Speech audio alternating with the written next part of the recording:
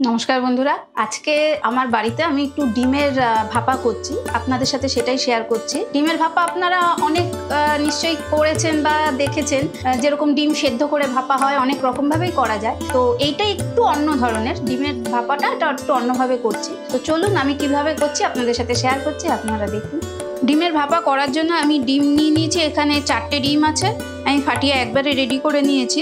আছে হলুদ গুঁড়ো, সাদা সর্ষে আছে 2 টেবিল চামচের কম আছে, আর এটা 2 টেবিল চামচ কালো সর্ষে আছে, আদা বাটা, কাঁচা লঙ্কা বাটা আর নুন, এই আমার লাগছে। এবার আমি বলছি এই দুটো সর্ষে আর নুন দিয়ে আমি মিক্সিতে একটু পেস্ট করে নেব। তো আমি এটা পেস্ট করে নিয়ে আপনাদের দেখাচ্ছি। এই যে আমি এই সাদা সর্ষে আর কালো সর্ষে সামান্য একটু নুন দিয়ে মিক্সিতে আমি পেস্ট করে নিয়েছি। এবার আমি মূল রান্নাটায় চলে যাচ্ছি। আমি একটা টিফিন বক্স নিয়েছি, এই টিফিন বক্সের মধ্যে আমি একটু তেল মাখিয়ে নিচ্ছি। বন্ধুরা, আমি যেভাবে করছি আপনারা এভাবে করে বাড়িতে একদিন খেয়ে দেখুন, আশা করি আপনাদেরও ভালো লাগবে। এটা আমি সরিয়ে রাখছি। এই ডিমের মধ্যে আমি দিয়ে দিচ্ছি একটু লবণ, দিচ্ছি একটু কাঁচা লঙ্কা, সামান্য একটু কাঁচা লঙ্কা দিয়ে দিলাম, আর একটু আদা বাটা, খুব অল্প আদা বাটা দেব, হাফ চা চামচেরও কম একটু আদা বাটা দিলাম।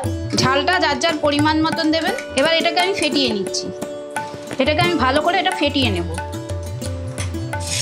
এবার এইটা এতে ঢেলে দিচ্ছি। আমার ফেটানো হয়ে গেছে, এই যে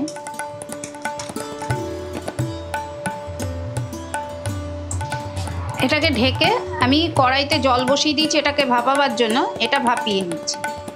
এই যে একটা স্ট্যান্ড বসিয়ে, যাদের মাইক্রোওভেন আছে তারা চাইলে মাইক্রোওভেনেও করতে পারেন, আর যাদের মাইক্রোওভেন না, আমি আমার বাড়িতে মাইক্রোওভেনে ম্যাক্সিমাম সময় আমি মাইক্রোওভেনেই করে থাকি। তো আজকে আপনাদের আমি গ্যাসে করে দেখাচ্ছি। এইভাবে বসিয়ে দিয়ে একটু 10-15 মিনিট আমি রাখবো এটা ভাপিয়ে নেওয়ার জন্য। এটা ঢেকে দিচ্ছি। এবার এই যে প্রায় 15 মিনিট বাদে আমি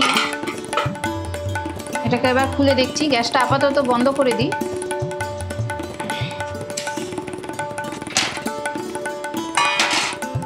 এই যে পুরো জমে গিয়েছে। এবার এটাকে এইভাবে একটা ছুরির সাহায্যে বা কিছু দিয়ে আপনারা এটাকে তুলে নেবেন। আমি এটাকে একবারে এখানেই পিস করে নিচ্ছি, তাতে তুলতে সুবিধা হবে। এই যে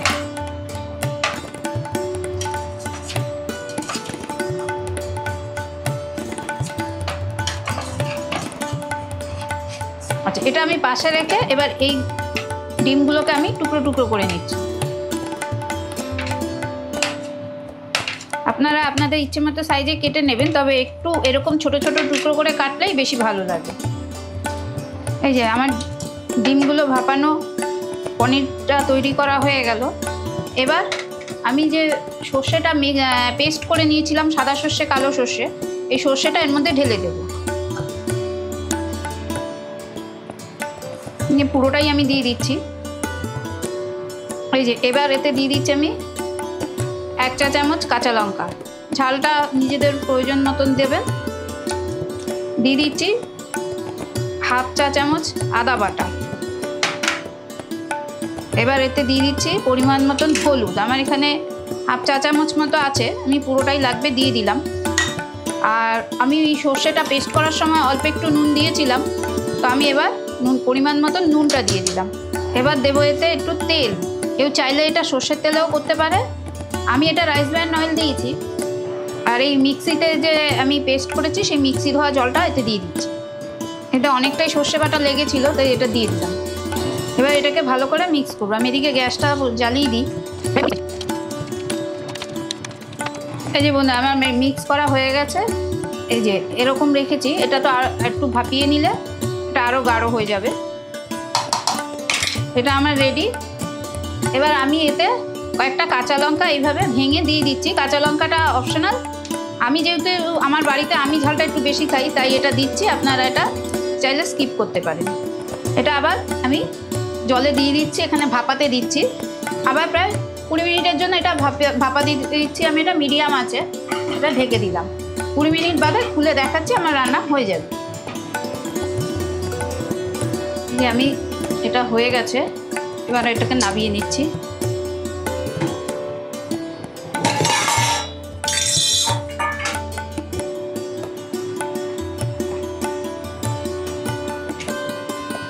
এবার এতে আমি দিয়ে দিচ্ছি একটু সর্ষের তেল, কাঁচা সর্ষের তেল। কেউ চাইলে এখানে এই তেলের সাথে একটু ধনেপাতা কুচিও দিতে পারেন, আমি আজকে দিচ্ছি না। একটু কাঁচা সর্ষের তেল দিয়ে ভালো করে এটাকে মিশিয়ে নিচ্ছি। এবার এটা আমি একটা প্লেটে পরিবেশন করে দেখাচ্ছি আপনাদের। আপনারা এইভাবে একবার বানিয়ে খেয়ে দেখুন, খুব ভালো লাগবে। আর আমার এই রেসিপিটা যদি কারোর ভালো লেগে থাকে অবশ্যই লাইক, শেয়ার আর কমেন্টস করবেন। আর নতুন বন্ধু যারা আছেন তাদের বলবো আমার চ্যানেলটাকে সাবস্ক্রাইব করার জন্য। এরকম আরও ছোটোখাটো চটজলদি রান্না দেখার জন্য সাবস্ক্রাইব করবেন, এবং পুরনো বন্ধুদের অসংখ্য ধন্যবাদ আমার পাশে থাকার জন্য। আমি এবার এটা আপনাদের একটা প্লেটে পরিবেশন করে দেখাচ্ছি।